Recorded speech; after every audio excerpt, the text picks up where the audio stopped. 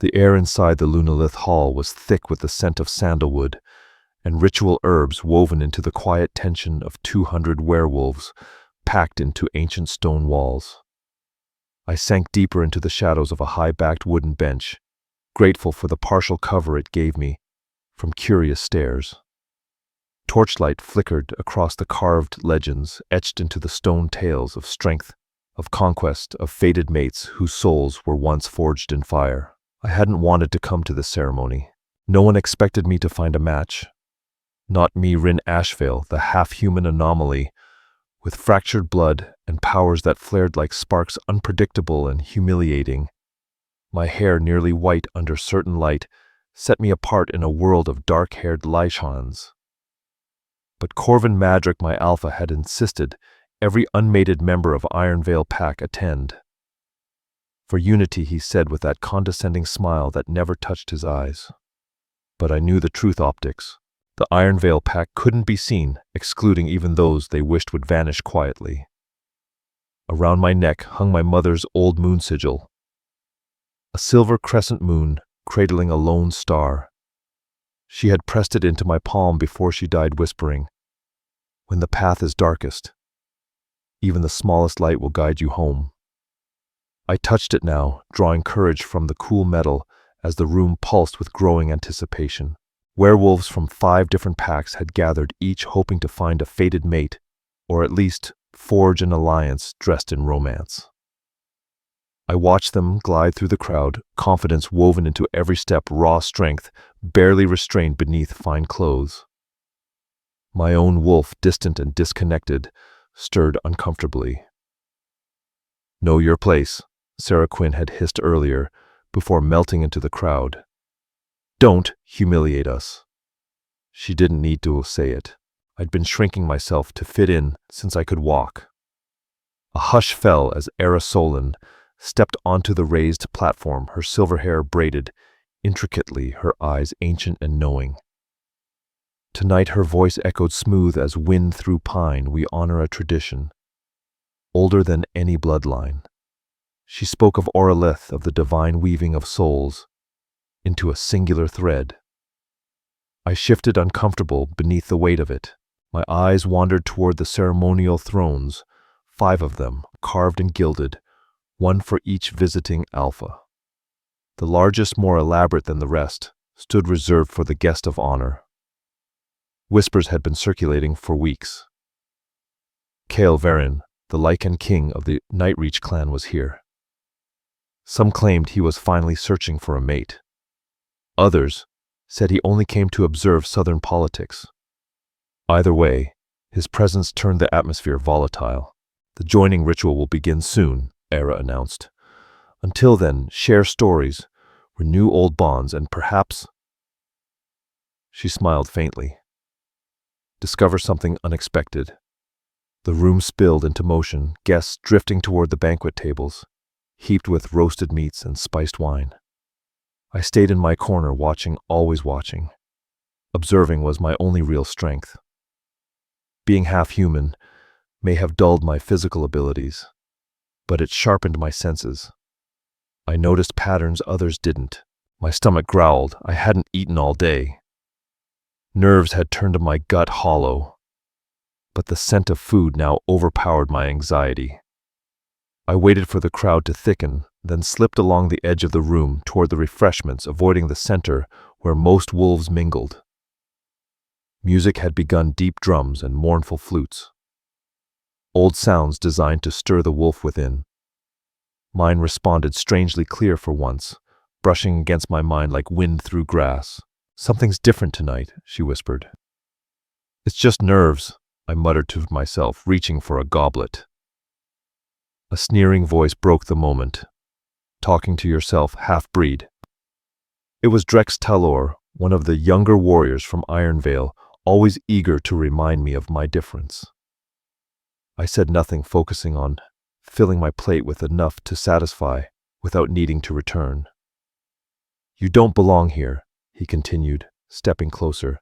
"This is for real wolves. What can you offer? You can't even shift without blacking out." The words stung, not because they were lies, but because they weren't. My last shift had knocked me out for 2 days. Still, I met his gaze, unwilling to cower. Alpha Corvin ordered us all to be here, I said quietly. I'm following orders. Same as you. He laughed sharp and cruel, and others began to glance our way. As if anyone would pick you. Even your own mother enough. The word cut through his sneer like a blade. Behind him stood Lys Renna, our beta female. Her face was impassive, but her amber eyes flashed a warning. This ceremony is about respect, she reminded Drex. Watch your tongue or explain yourself to Corvin. Drex flushed, nodded tightly, and disappeared into the crowd. Lys turned to me. Her expression softened just slightly. You okay? I blinked, surprised. She'd never been unkind, but never warm either. I'm fine, I said. Thank you. She studied me for a moment longer. Find somewhere quiet to eat. Once the ceremonial wine hits, things will get louder. Try the northeast alcove. It's reserved for dignitaries, but no one's arrived yet. Without waiting for thanks, she was gone. I stood there holding my plate like an anchor, then moved in the direction she'd indicated. The northeast alcove was tucked behind heavy velvet curtains, a rare pocket of peace. Inside, ornate chairs circled a low table, unused and quiet. I stepped inside, grateful for a breath of stillness in a night already humming with tension. I sank into one of the velvet-lined chairs, exhaling quietly as the temporary silence wrapped around me. The food was nothing short of incredible, rich, perfectly spiced, and far more refined than the basic meals we were used to in Ironvale's shared dining hall. I took my time savoring each bite, letting this small indulgence ease the tight knot of anxiety lodged in my chest. The chair I had chosen felt oddly luxurious, high-backed with plush armrests that cradled me in comfort. I was halfway through my meal when the curtains behind me suddenly parted, and Era Solon stepped in. Her eyes widened the second she saw me. Horror flickered across her face. "Child," she breathed, voice urgent and low. "Do you realize where you're sitting?" I looked down, startled, and only then noticed the carvings, wolves running beneath a full moon, their eyes glowing with tiny amber stones. "The ceremonial seat of Kael Varin," she confirmed, barely audible. "No one sits there unless invited. No one." Before I could react, a jolt of energy exploded through the Lunalith hall. The music died. A wave of raw power pulsed outward, ancient and crushing. Even tucked away in the alcove, my lungs seized from the force of it. "He's here," Era whispered, going pale. "The alpha of the Nightreach clan. And you're in his sacred chair." I tried to rise, but my body betrayed me, every muscle locked, frozen in place. Around my neck, the moon sigil suddenly burned hot like a live ember, pressing against my skin. The curtains were pulled back hard, and there he was, Kael Varin, towering broader than any wolf I'd ever seen. His presence filled the space, the air bending around him. Dark hair, swept back face, all hard lines and shadowed strength.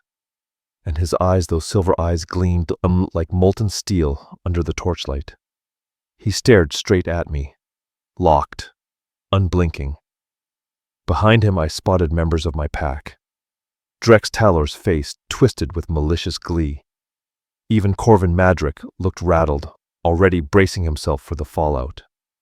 Kael took one step forward, then another. The entire hall held its breath. I should have been terrified. I should have begged forgiveness, explained, pleaded. But none of that happened. Instead, my wolf, usually a faint whisper, rose in my mind with undeniable strength. "Look at him," she urged. "Really look." And I did. Under the layers of dominance and power, I felt it, recognition. Not of Kael's face, but of his soul. A pull deeper than fear or awe. My moon sigil seared against my chest, and suddenly I knew. His nostrils flared, taking in my scent. His expression changed. Wonder, disbelief. Something primal stirred behind those silver eyes.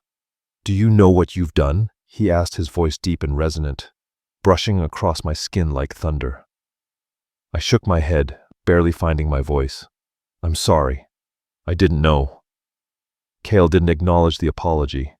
His gaze never left mine. In our oldest traditions, he said, tone calm but firm, to sit in an alpha's seat during the mating ceremony is to issue a claim. A slow, sharp smile curved his lips. You've invoked one of our most sacred customs, little wolf. Era choked beside me. My lord, she didn't understand. She's only half Lycan. She wasn't raised in our ways. Please, Kael lifted a hand. Her words stopped instantly. What is your name, he asked me. Rin, I whispered. Rin Ashvale. Recognition sparked in his gaze. Rin Ashvale, he repeated slowly as if tasting the name.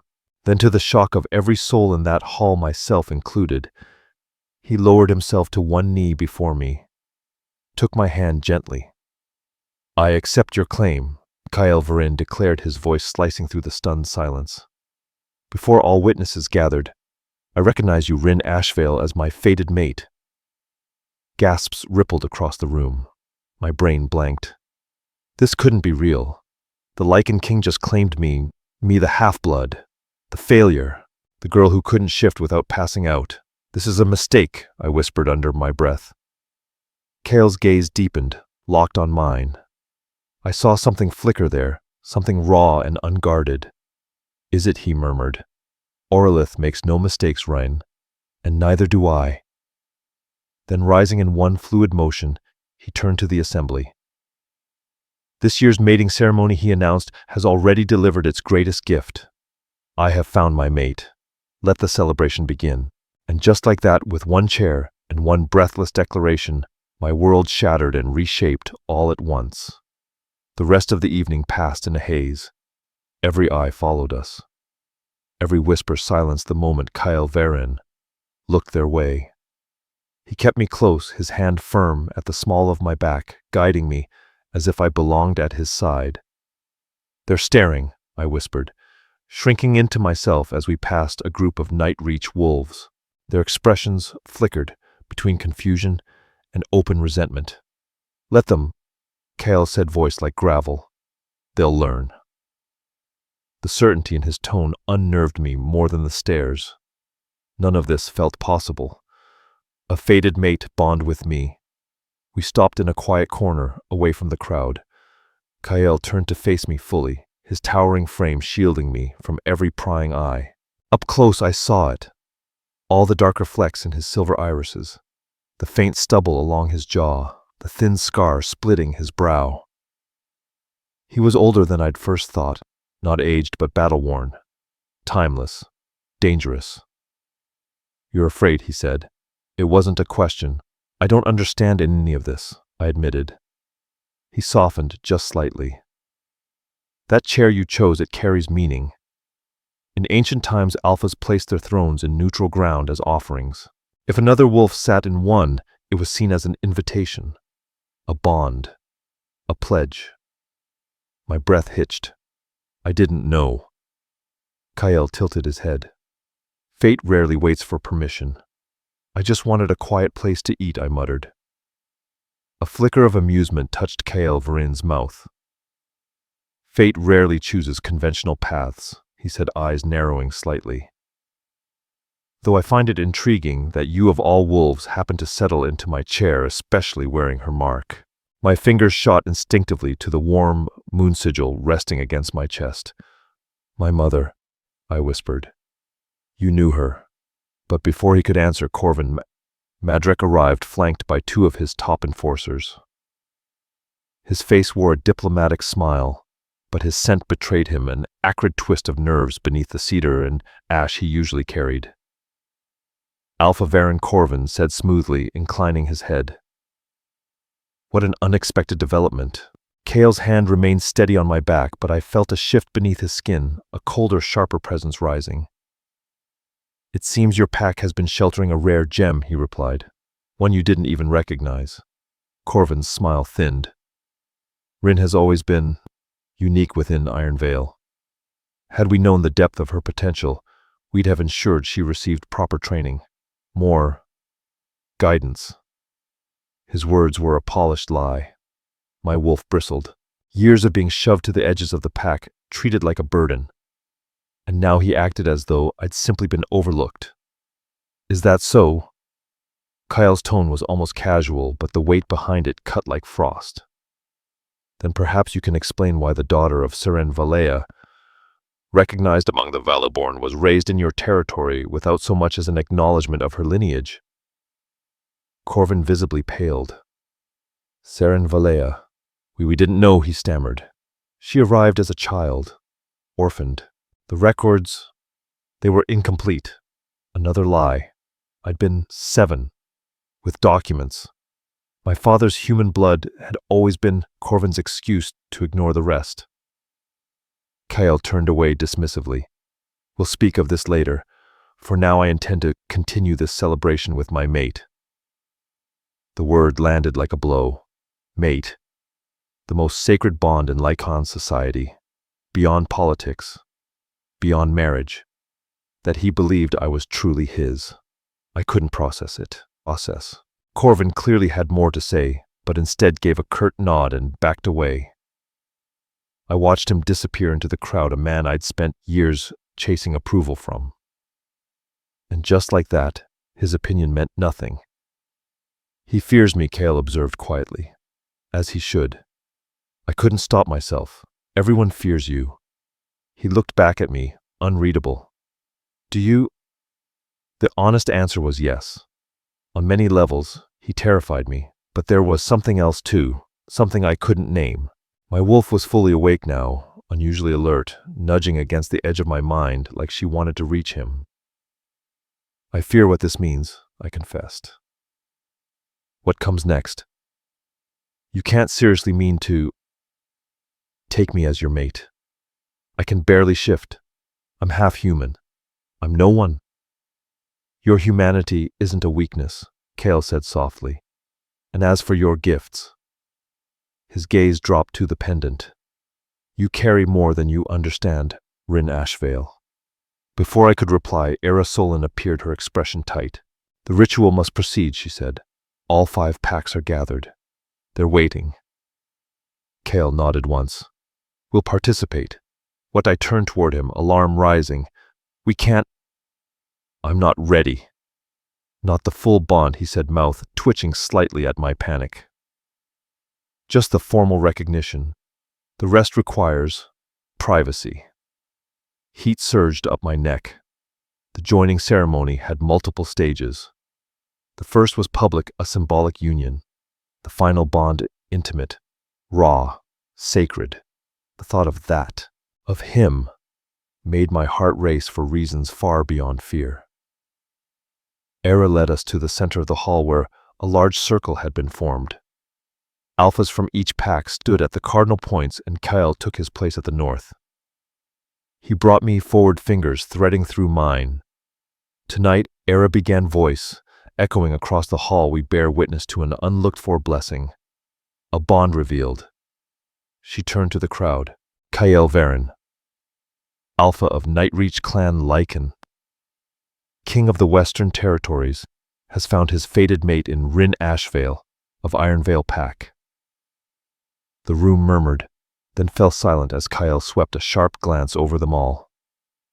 As tradition demands, Era said, if anyone has reason to oppose this recognition, speak now. My pulse thundered. I waited for it, someone, anyone, to call me out. Then predictably, Drex Talor stepped forward. She's barely a wolf, he shouted. She can't hold a shift. She can't even track a scent properly. She's useless. She has no right to stand beside a king. Gasps echoed. To challenge any alpha's mate was dangerous. To challenge Kyle's choice, Kale didn't flinch. His hand squeezed mine, but his voice stayed cool. Name Drex Talor, he said proudly. Ironvale warrior. Kale's eyes narrowed. Drex Talor. Noted. Then calmly, your concern is misplaced. You speak without understanding. The fated bond is not subject to personal bias. It is chosen by Orlith herself. He turned to the crowd, his voice deepening with that unmistakable alpha resonance. Rin Ashvale is the daughter of Seren Valea, the last of the Veilborn. That legacy alone demands honor. But beyond lineage, she is mine. Anyone questioning her value questions my judgment, and any challenge to that judgment is a challenge to my place. Silence. No one moved. Even Drex stepped back, the full consequence of his arrogance finally dawning. I stood frozen. Kale's words still sinking in. Valaborn. My mother had never spoken of such a thing, but she'd always known things, seen things before they happened. I thought it was intuition. Apparently not. Era cleared her throat, visibly shaken. The challenge has been answered. Does anyone else wish to speak? No one moved. Erasolan gave a slight nod and resumed the ritual, guiding us through the formal rites of acknowledgement. Kyle Varen's voice was steady and commanding as he spoke each ancient vow. Mine trembled, barely coherent, as I tried to keep up, my mind still spiraling from everything I'd learned about my mother's bloodline. When it was done, Kyle lifted our clasped hands toward the gathered wolves. Tonight marks a turning point in our history, he declared. The Nightreach clan and this bloodline of the Veilborn stand united once again. Let this be witnessed and remembered. With that, he turned, parting the crowd like a blade through water, leading me toward the grand doors of Lunalith Hall. Outside, the night air bit against my flushed skin. The moon loomed full and low, casting the forest in pale silver. Several guards I hadn't noticed before fell into position around us, keeping their distance, but their presence was clear. "Where are we going?" I asked, heart quickening at the realization we were leaving the safety of the grounds. "To my temporary residence," Kyle said simply. "The revelry will continue here, but we have matters to discuss that require privacy." At the end of the winding path, a sleek black SUV waited. One of the guards opened the door. Kyle gestured for me to enter first, then followed his size, making the spacious vehicle feel suddenly smaller. As the lights of the ceremony faded behind us, I stared out the window, watching the forest rise up around us. "My pack won't accept this," I said, barely louder than a whisper. "They'll see it as weakness, that you chose me."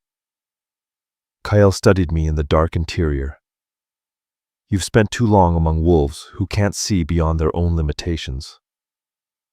My pack follows my command. They understand power whether it growls or whispers. Some may question, yes, but they will learn." I turned to him. "And if I don't want this, if I don't want to be bound to someone I've just met, regardless of fate or prophecy or ancient rites?" Something dangerous flickered in his silver gaze, then disappeared just as quickly. "Then we would have a problem," he said honestly. "But I don't believe that's truly how you feel." "Rin." My wolf stirred again, closer than ever, awake and pushing against me. "Listen to him," she whispered. "He knows us." "You don't know what I want," I snapped, trying to silence her, trying to hold on to what little control I had left. "You don't know me." Kale's lips curved into that same almost smile. "I know you feel misplaced, like you've never belonged. I know you touch that moon sigil when you're anxious or when you're scared, but pretending you're not. I know your wolf is stronger than anyone ever let you believe. She's just waiting for you to trust her." The words hit too close, too precise. He leaned forward close enough that his scent enveloped me. Pine frost and something deeper, something wild. And I know he murmured, his voice dropping, that when I'm near you, your pulse jumps. Not because of fear, because you feel it too, the pull between us. It's been there since our eyes met. I couldn't deny it. Buried beneath the panic and resistance was something undeniable. A pull I couldn't rationalize but couldn't fight either. "Why me?" I asked, desperate for logic. "Out of every wolf in every territory, why would fate choose me?" He sat back slightly, his expression thoughtful. Maybe because you're exactly what I need. What we need. Power doesn't always run. Sometimes it whispers. And when it does, the smart ones listen. The SUV turned onto a private gravel road, winding deeper into the woods. Through the trees, golden lights blinked between branches like fireflies. "We're here," Kale said as the car slowed. "Welcome to Ravenshade Keep Reen, your new home." Ravenshade was nothing like I'd expected. Instead of some cold fortress for a northern king, the structure that appeared through the shadows was a stunning lodge made of glass and massive timber beams. It didn't dominate the forest. It blended with it like it belonged. Warm light spilled from dozens of windows, casting gold onto the wraparound deck. The air smelled of pine and wood smoke, and something else I couldn't name. Something that felt like home. "This is where you're staying?" I asked, stepping out as the SUV stopped before wide stone steps. One of several, Kyle answered. "This property's been in my family for generations.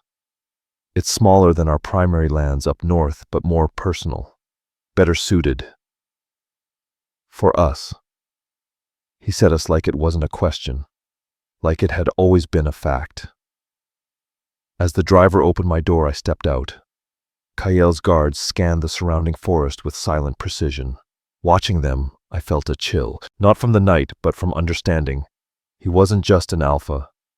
He was the Lycan King, a walking target for challengers, enemies, rivals. And now, by extension, I was too. Kael's hand rested on the small of my back as he guided me up the steps. The massive front doors opened before we reached them. A woman in her 50s stood there, short silver bob, sharp gray eyes, and a no-nonsense demeanor. Maven, Kale greeted. "This is Rin Ashvale. She'll be staying indefinitely." Her brows rose slightly, but her face remained professional. "Of course, sir. The Whispering Wing is ready just as you requested. Thank you. We'll take dinner in the study. Have it brought up in an hour." Maven nodded and stepped aside. As we passed, I caught the faint lift of her nose. She was scenting me, trying to figure out what I was. Her mouth pressed tight, but she said nothing.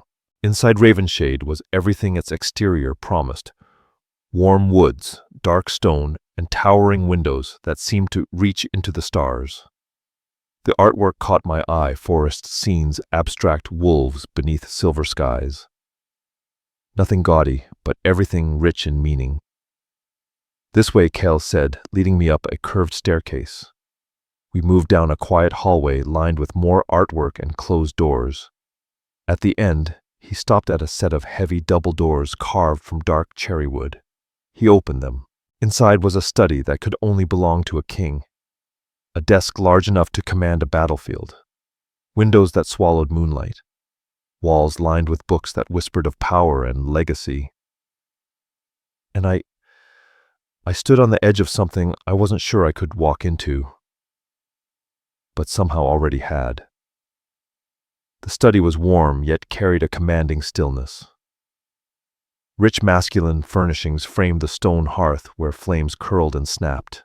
Two of the walls were lined with worn, leather-bound books, each one radiating age and worth. "Please," Kael Varin said, motioning toward the pair of dark leather armchairs near the fire. I took one, hesitantly sitting on the edge instead of sinking into the comfort it offered. I couldn't relax, not here, not after everything. Kyle crossed to a cabinet, pulled out 2 crystal tumblers and filled them with amber whiskey from a decanter. "Drink," he asked, already pouring. I accepted the glass, cradling it between my palms, but didn't drink. I watched him from over the rim as he took the seat across from me, the firelight flickering in his silver eyes.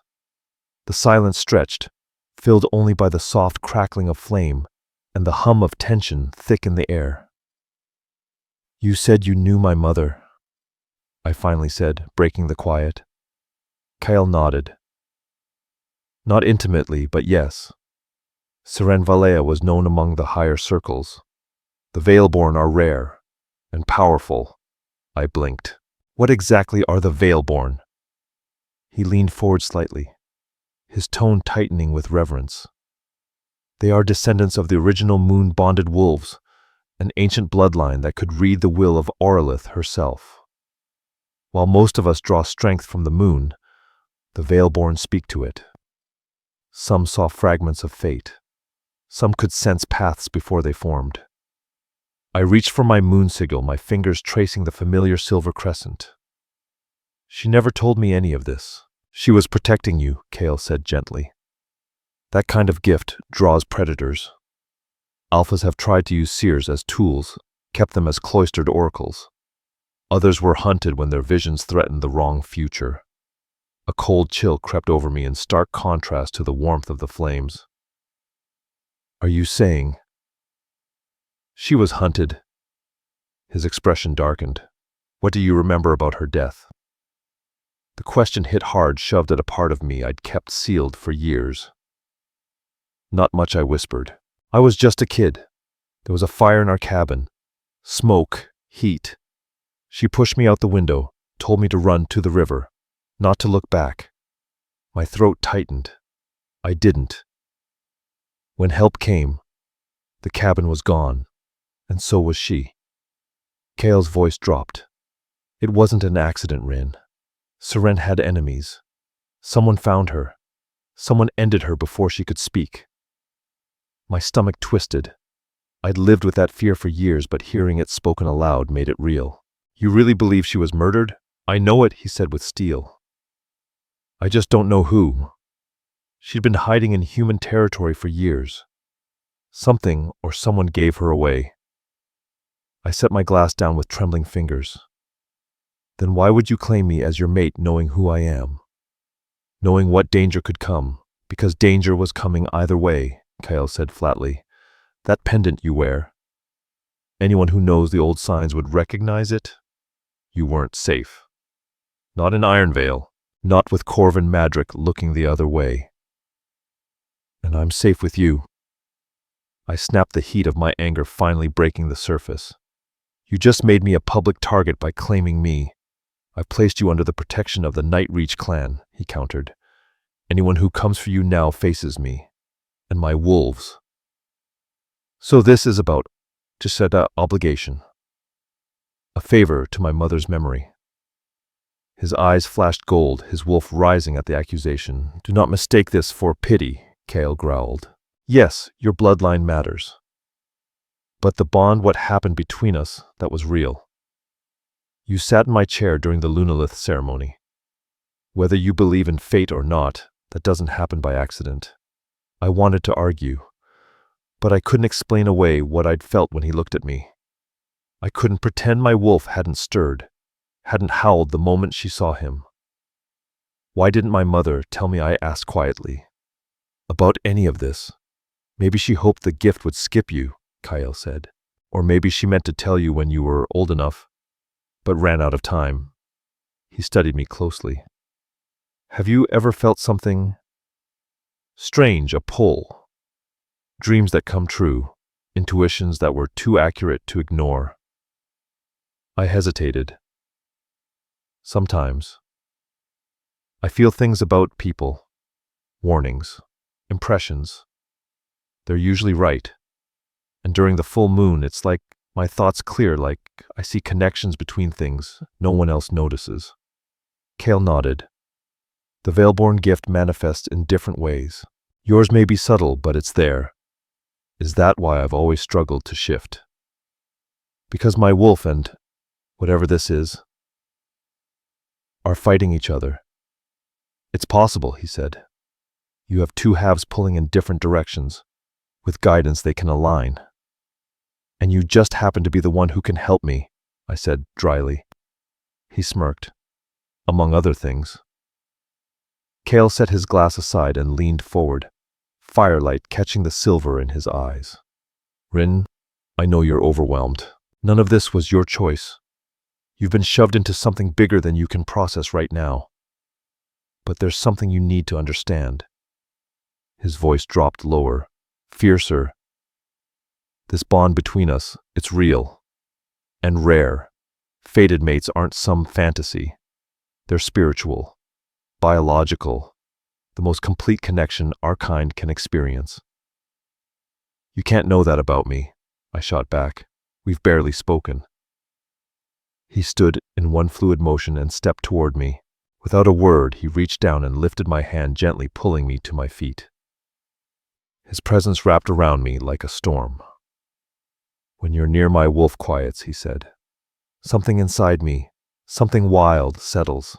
And this, he raised his hand to my cheek, not touching, just hovering inches away, but I felt it.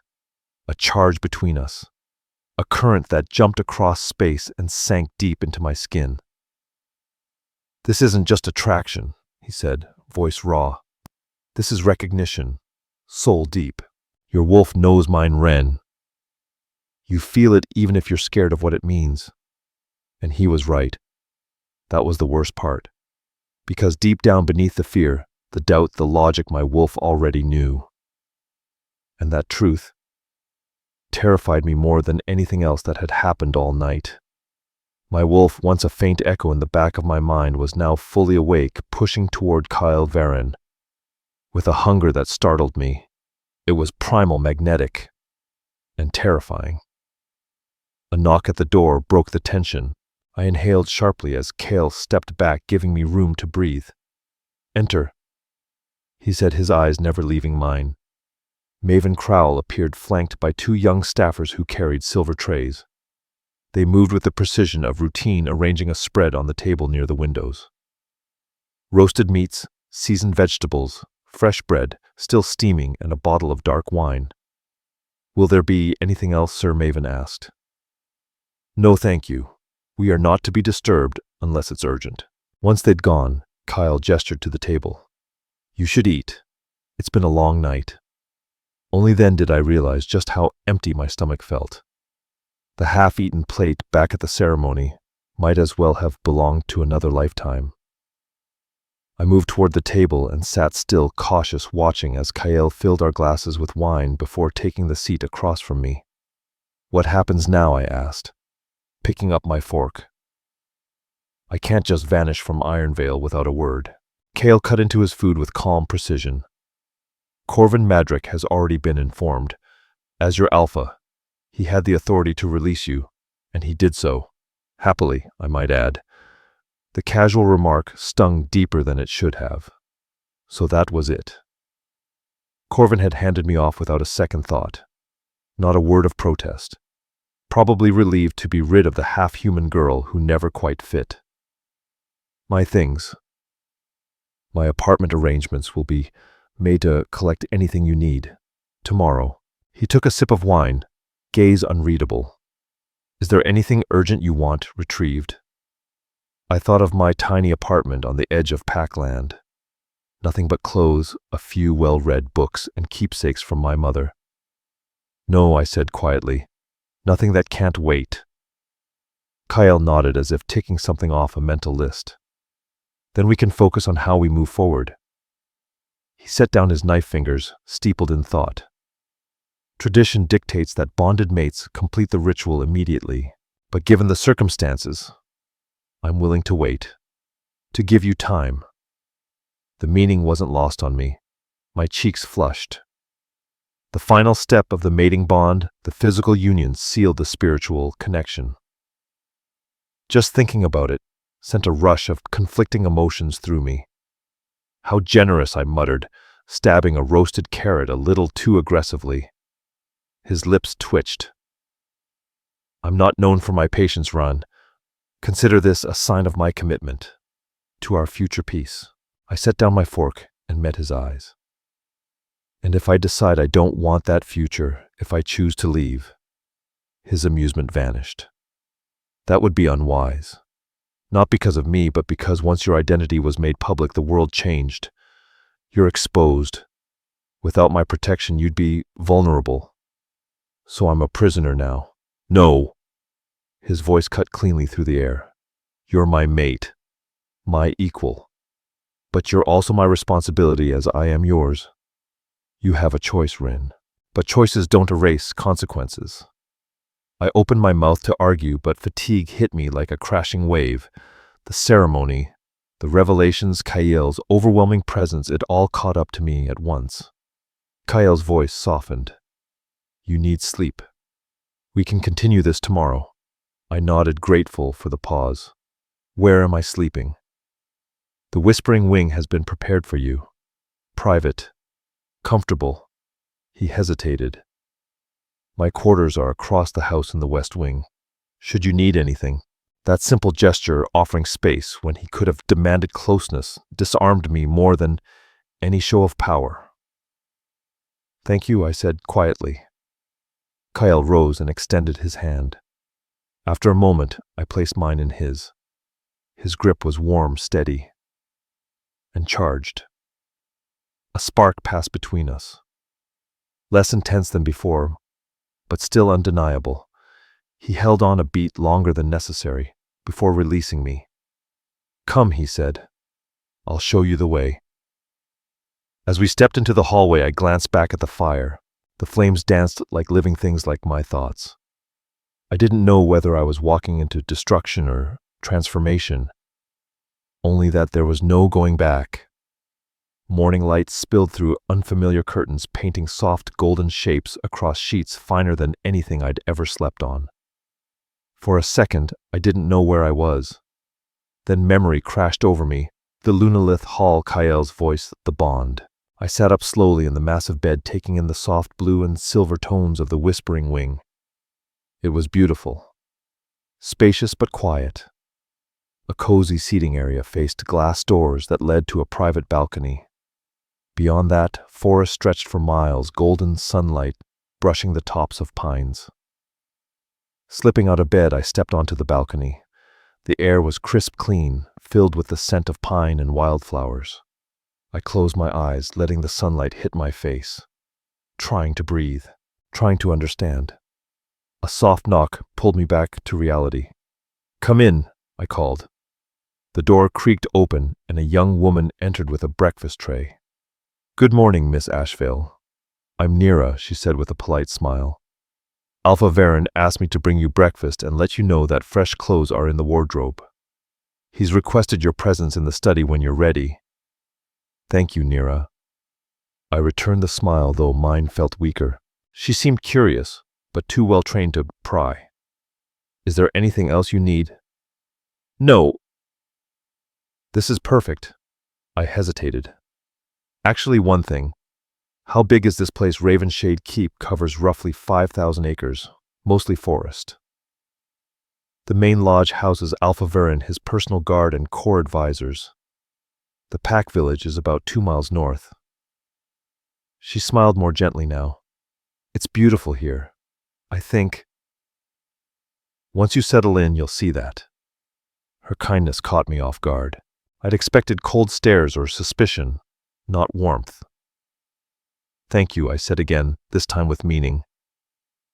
After Nira left, I opened the wardrobe. Everything was new. Everything fit. I chose a soft green sweater and jeans, something simple, familiar. Breakfast was laid out on a small table, fresh berries, warm pastries, and coffee strong enough to wake the dead. I sat down, took a long sip, and braced myself for what was coming next. Because Kyle Varen was waiting, and nothing about today would be simple. When I could delay no longer, I retraced the hallways toward Kyle Varen's study. The path from the night before, strangely clearer in daylight. The manor felt different now, warmer, less daunting, but no less grand. The soft gleam of wood floors, the distant hum of quiet activity, the whisper of forest light streaming through tall windows, it all pulsed with power disguised as peace. I passed a few staff members. They nodded respectfully, but their eyes lingered longer than they should have, curiosity thinly veiled behind professional masks. I stopped at the study door, exhaled, and knocked once. Enter came Kyle's voice, low, smooth, and undeniably commanding. He stood by the window, framed by shafts of sunlight that highlighted the planes of his face. Even in daylight, his presence struck me like a blow. He wore a black Henley and dark jeans, the simplicity of the outfit doing nothing to hide the coiled strength beneath. His hair was down, dark waves brushing his shoulders, softening the cut of his jaw, but not the gravity of him. You slept well, he asked, moving toward the desk. Well enough. Considering, I replied. He gestured toward the chairs we'd occupied the night before. I sat stealing a glance at the papers scattered across the desk. Wax seals, formal documents, pack insignias. I've been in contact with Corvin Madrek, Kyle said, following my gaze. The transfer of your affiliation has been finalized. You're now under the protection of Nightreach clan in full standing. The finality of it hit hard, like a door locking behind me. Just like that, I asked. No say in the matter. Kale's expression remained unreadable. That decision was made the moment you sat in my chair. Whether you understood the implications or not, the bond was invoked. I'm only ensuring the process follows our laws. So I'm trapped, I muttered. He didn't flinch. Is that truly how you feel? He leaned forward, his silver eyes locking with mine. You asked last night what would happen if you chose to walk away. I told you the truth, it would be dangerous.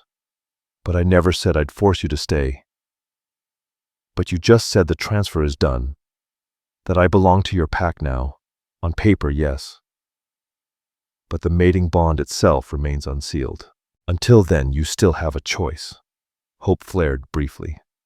However, he continued calm as ice. If you ran, I would follow. Not out of possessiveness, but because the threats circling you wouldn't hesitate. And they'd find you. Likely before I could. I sat up straighter. You keep saying I'm in danger, but you never say from what. Kel was quiet for a beat. The weight of what he didn't say pressed in.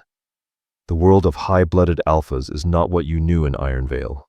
Behind every alliance are buried grudges, old debts, rivalries, masked by formality. Your bloodline, Seren Valea's legacy, was believed extinct. Now you've reappeared. That shifts the balance. But I don't have any powers, I insisted. I can barely shift. I'm not useful to anyone. That's not how power works, Rin, he said. Sometimes it's the potential that threatens more than the present. And as your mate, I added bitterly, I become a weapon to use against you. Kale's gaze hardened. Exactly.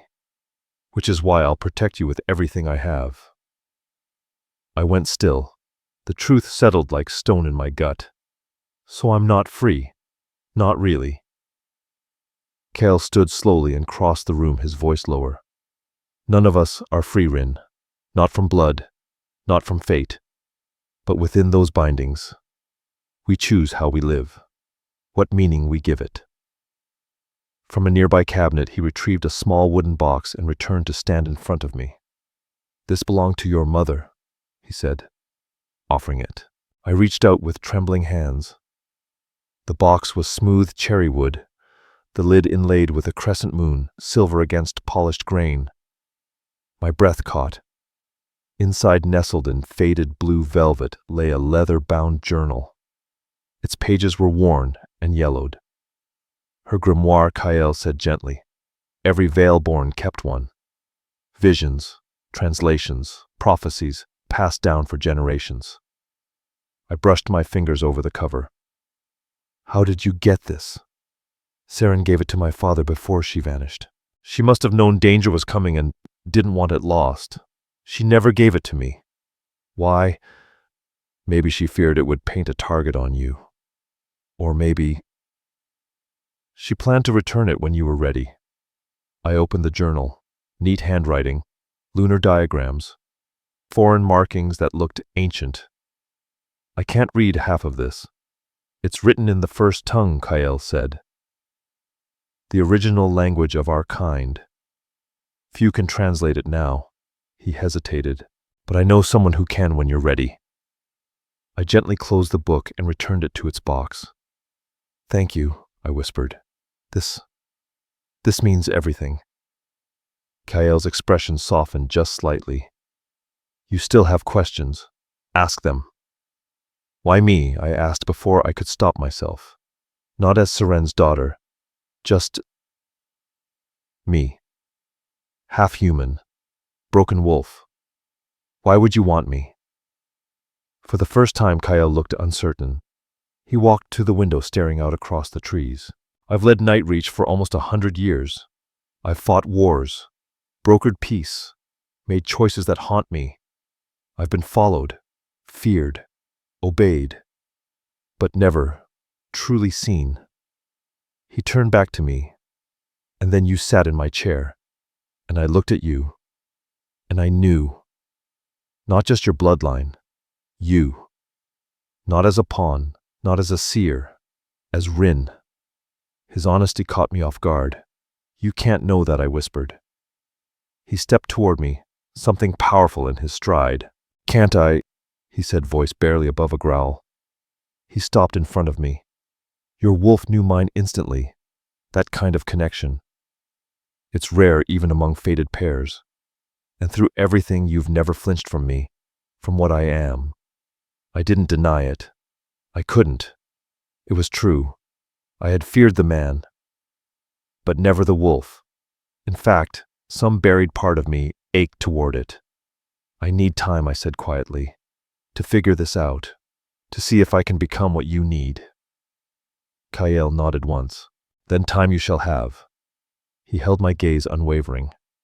But Rin, the choice isn't whether to become something new. You already are. The question is whether you'll stop hiding from who you've always been.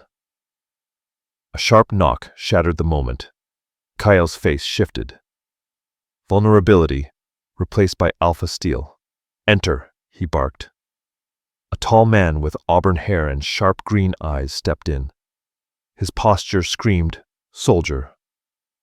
Sir, we've received movement on the southern border. Scouts report multiple groups, 3 wolf packs, spaced apart, avoiding our patrol paths deliberately. Kael straightened. How many groups? At least 4. Their movement suggests recon, not a casual crossing. Kael's eyes darkened. The games were beginning, and I suddenly understood we were no longer alone in this fight. Double the patrols, Kael Varin ordered, his tone hard as steel. Alert the warriors. And Nathan? His gaze flicked in my direction. Initiate protocol. 3 for Ravenshade Keep. No one in, no one out, not without my direct word. Taran Voss gave a quick nod and left, though his eyes lingered on me with veiled curiosity before the door shut behind him. What's going on? I asked as soon as we were alone. Kael's jaw tightened. It seems our announcement at the Lunalith ceremony stirred more interest than expected. Now we wait to see if it's curiosity or something darker. The next 3 days blurred into a tense rhythm of silence, eyes on the woods and shadows moving just beyond reach. Security clamped down tight across Ravenshade Keep. Guards patrolled constantly. No visitor crossed the threshold without Kael's authorization. I was never truly alone, not even during training. Kael came and went in a flurry of briefings, border reports, and strategy meetings. But each night without fail, he returned to me, bringing dinner, a bottle of wine, and fragments of the day's events. They're watching us, he said on the 3rd evening as we sat by the fire in his study. The remnants of our meal sat untouched between us, testing our response, probing for weakness. Who are they? I demanded, frustration thick in my voice. You keep talking about threats but never say who. Kael exhaled slowly, swirling the wine in his glass. We've identified wolves from at least 3 different packs, all with old wounds either toward the Nightreach clan or the Veilborn. I blinked. But you said the Veilborn were thought extinct. How could anyone hold a grudge against something that no longer existed? His eyes met mine, calm but intense. In our world, old grudges never die. They wait. During the Great Pack Wars, the Veilborn weren't just visionaries, they were power brokers. Their insights shaped alliances, crushed plans. Not every pack benefited from their truth. That truth chilled me. I'd been reading the Veil Codex, my mother's grimoire, each night trying to decipher what I could. The language was arcane, but even the fragments I understood carried a weight that pressed down on me. So they want me dead, I said flatly. Or captured. Kale didn't deny it. Yes. But they'll have to get through me and my entire pack first. The fierce certainty in his voice struck a chord inside me. Something deeper than logic had been growing since the moment we met. My wolf, no longer a distant whisper, responded to him with unwavering loyalty. When he was near, she all but purred. I don't want to be protected anymore, I said suddenly. I want to fight. If I carry this bloodline, if I'm truly your mate, I should be more than a symbol to hide behind. Kel arched a brow. What are you suggesting? Train me, I said, leaning forward, surprised by my own intensity. Teach me to shift without blacking out. Help me connect with my wolf. If there's power in me, I want to use it. For the first time since I'd met him, a real smile spread across Kyle's face. Not a smirk, not a mask.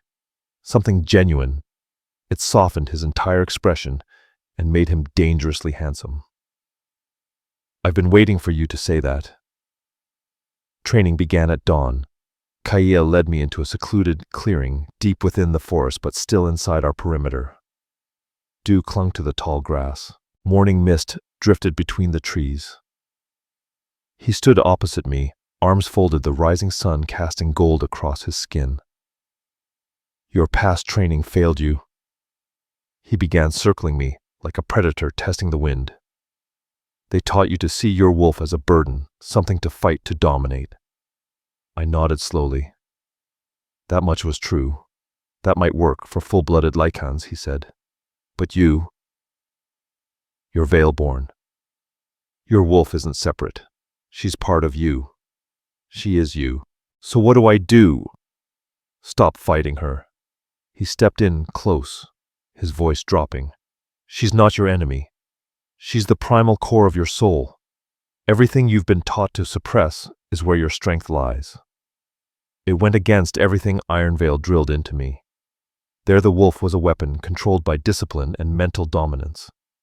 Kyle was offering something else, something radical. Close your eyes. I obeyed. I felt him move behind me, his hands resting lightly on my shoulders, grounding me, not controlling. Don't command her, he whispered. Don't reach for her. Just feel her. I stilled. And there she was, closer than ever. Not snarling, not pacing.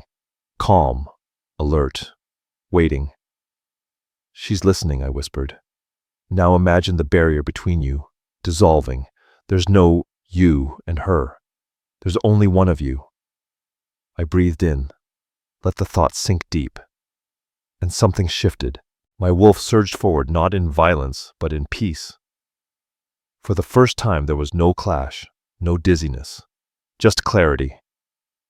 The divide between us faded like mist in the morning sun. Yes, Kyle said near my ear. Now, invite the shift, not as a command, as a becoming. The transformation began, not with pain, but with release. Bones rearranged, muscles flexed, fur spread across my skin like moonlight. No agony, no loss of control, just wholeness. When it was done, I stood on 4 legs, my paws firm against the damp earth. Everything around me burst into sharp relief, sense, sound, motion. I could feel the forest breathing. I turned to Kyle. I didn't see him, I sensed him. The aura of his power. The web of bonds that tied him to this land. And something else. A golden thread tethered between us, pulsing with heat. He smiled. Beautiful. And in that moment, I believed it. I looked down at my fur, pale silver white. Not gray, not brown. It shimmered in the sunlight. Like frost kissed by dawn. I stepped forward. Strong, graceful, finally whole. Run with me, Kel said. Then he shifted before my eyes. Effortless. 1 second man. The next a massive wolf, dark as midnight fur, shining like obsidian. Only his silver eyes remained unchanged, piercing, eternal. He growled, low and inviting. I crouched, then leapt. and together we ran into the forest, two halves of a bond older than memory, finally moving as one. Kael moved closer, circling me once, before nudging my shoulder with his muzzle, a clear invitation. Then he bolted, a black form cutting through the forest like living shadow. I hesitated. Then instinct surged, and I ran. I had never run like this before, not without stumbling, not without the agony of forced transformation. But now I moved with power, grace, purpose. My paws barely touched the earth as I weaved between trees, leapt over mossy logs, chased the dark blur that was Calvarine deeper into the woods. Joy bloomed inside me, pure, fierce, and electric. Not from logic, not from memory, but from freedom. For the first time in my life, I wasn't failing to keep up. I belonged to this form. We ran for minutes or hours, I couldn't tell. The rhythm of breath and heartbeat, the rush of wind through fur, the forest alive beneath our paws. It erased time. Eventually, Kyle slowed near a stream, dipping his muzzle to drink. I joined him. The water was cool and sharp on my tongue, and as I lifted my head, I caught my reflection in the still pool.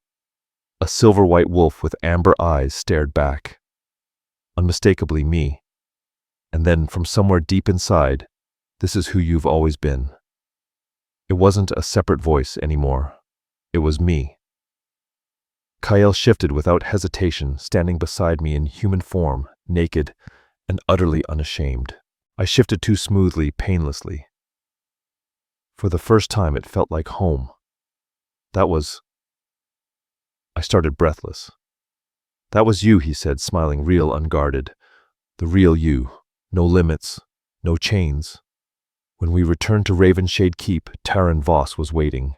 The unknown wolves withdrew. Overnight, he reported, slipped beyond our borders, quiet as they came. Kyle's jaw tightened as he listened. They were testing us, he concluded, tracking our response time, our patrol flow. "They'll be back," I said, and this time I wasn't asking. Kyle nodded grimly. This was just the opening move. The following week passed in a blur of sweat, adrenaline, and discovery. Each day, Kyle pushed me harder. Each night I came closer to understanding who I truly was. I could now shift without strain, sometimes without even thinking. My senses sharpened. I could feel territory boundaries in my bones. I could sense emotions bleeding through the pack bond. And most astonishing of all, my seer blood finally stirred. It happened as we walked the northern edge of the territory. One moment we were talking, the next, I was somewhere else. I saw wolves in this very forest decades ago, locked in battle. Heard voices echoing from a time long past. "The land remembers," Kyle said when I told him. "And you're one of the few who can hear its memories."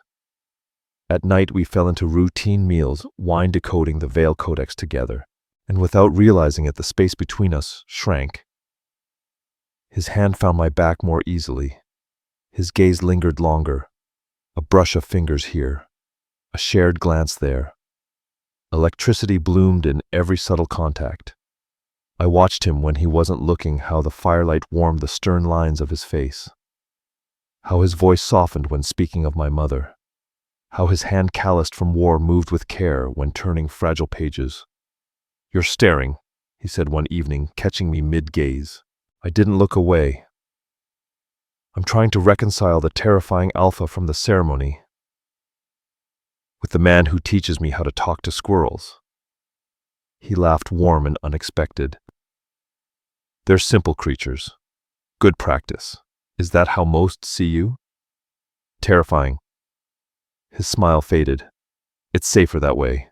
And is that why you've never taken a mate? Because it would mean..." Showing someone more than the armor, his silver eyes locked onto mine. "You see too much Rin Ashvale.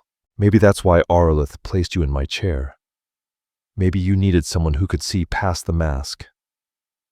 The air between us shifted. Tense. Full. Kale stood, placing the codex aside. "The traditional waiting period for a potential bond is 7 days, he said quietly. "Time for reflection." That time ended yesterday. My heart thundered. "And if I've made my choice?" I asked. Then I'd ask what that choice is. He said calm, but I felt the tightness beneath his calm. I rose and closed the space between us. I choose this. I said, voice steady. All of it. The seer, the wolf, the girl who never fit, and the woman who found herself in the unlikeliest place. Something inside him snapped.